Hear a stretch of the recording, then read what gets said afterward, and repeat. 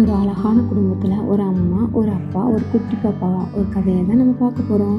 அந்த குட்டி பாப்பா எப்போதுமே அவங்க அம்மா கூடயே தான் இருப்பாங்களாம். அவங்க அம்மா கூட கிச்சனில் வேலை பார்க்கும்போதும் சரி, எப்போதுமே அவங்க அம்மா கூடயே தான் டைம் ஸ்பெண்ட் பண்ணுவாங்களாம். அவங்க அம்மா தான் பல் தைச்சி விடுவாங்களாம், குளிச்சு ஊற்றி விடுவாங்களாம்.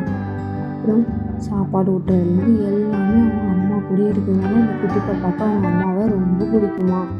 எப்போவுமே அவங்க அம்மாவை கொஞ்சிக்கிட்டே இருப்பாங்களாம். அவங்க அம்மா கிட்ட தான் எல்லாமே ஷேர் பண்ணுவாங்களாம்.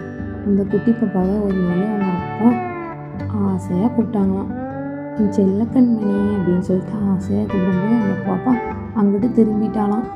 நீங்கள் எப்போ பார்த்தாலும் லேப்டாப்பில் ஏதாச்சும் பார்த்துக்கிட்டே இருக்கீங்க, என்னை கண்டுக்கவே மாட்டேங்கிங்க அப்படின்னு சொல்லும்போது அவங்க அம்மா வந்து சொன்னாங்க, நம்மளுக்காக கஷ்டப்பட்டு நைட்டு பகல் பார்க்காம வேலை பார்க்குறது நம்ம அப்பா தான்.